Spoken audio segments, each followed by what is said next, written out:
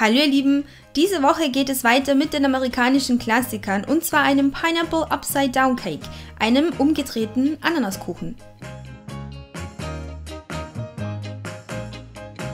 Wir brauchen braunen Zucker, kandierte Kirschen, Butter und abgetropfte Ananasscheiben. Für den Teig Mehl, Zucker und Vanillepulver, Milch, Butter, Eigelbe, Eiweiß, Prise Salz und Backpulver. Im ersten Schritt lege ich eine 24er Springform mit Backpapier aus. Das sorgt einfach dafür, dass ihr dann später weniger Arbeit mit der Reinigung habt. Ihr braucht ein Blatt Backpapier für den Boden und ein weiteres für die Seiten. 2 Streifen sind Reserve fürs nächste Mal und die 2 weiteren werden jetzt in die Springform gegeben und da mache ich es einfach so, dass ich die Form mit etwas Wasser besprühe, dann haftet das Ganze auch gut.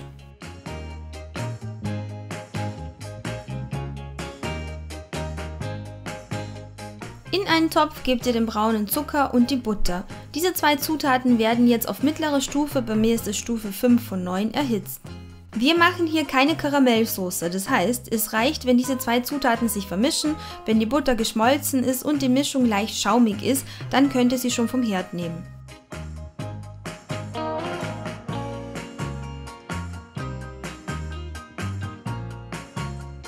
Wenn sie so leicht schaumig ist und sich viele kleine Bläschen gebildet haben, könnt ihr sie vom Herd herunternehmen und in die vorbereitete Form einfüllen.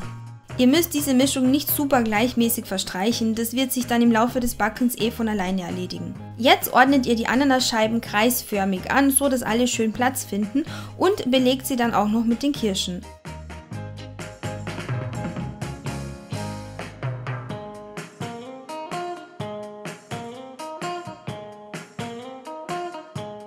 Wenn ihr wollt, könnt ihr zusätzlich noch Kirschen in die Zwischenräume stecken, aber ich persönlich finde das Muster auf diese Weise perfekt und lasse es so wie es ist. Für den Teig gebt ihr in eine Schüssel zunächst das Eiweiß und eine Prise Salz und schlagt diese zu steifem Schnee. Stellt den Eischnee zur Seite und gebt in eine Schüssel die zimmerwarme Butter, Zucker und Vanillepulver und mixt diese Zutaten, bis sie sich vermischt haben und cremig sind. Weil das zu Beginn ein bisschen mühsam geht, gebe ich einen kleinen Schluck von der Milch dazu, dann verbinden sich die Zutaten auch besser. Es folgen die Eigelbe, die portionsweise eingerührt werden.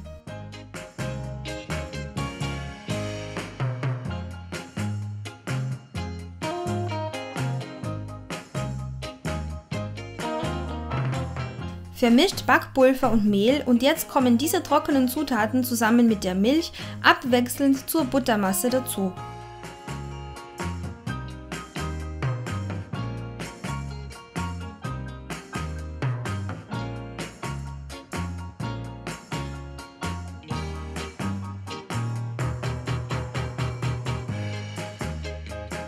Fertig ist ein relativ fester Rührteig, zu dem sich jetzt der Eischnee gesellt.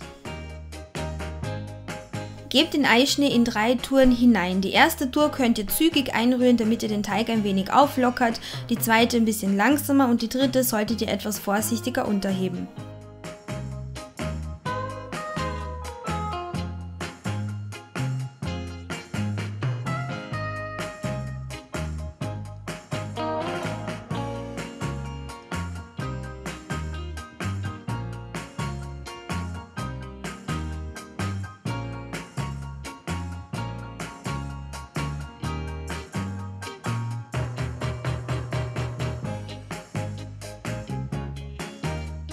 Verteilt den Teig über den Ananasscheiben, streicht ihn glatt und schon kann er in den Ofen wandern.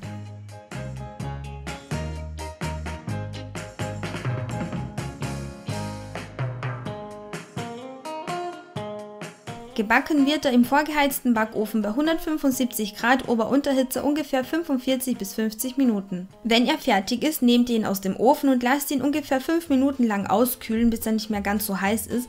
Dann könnt ihr die Springform entfernen und auch das Backpapier und ihn umdrehen.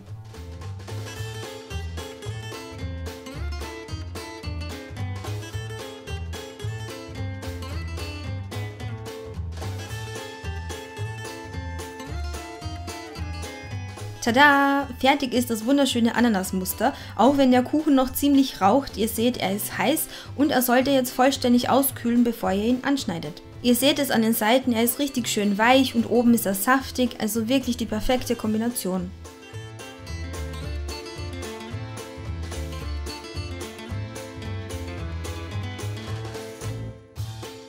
Für uns gehört eine Portion Sahne unbedingt mit dazu, aber das ist Geschmackssache.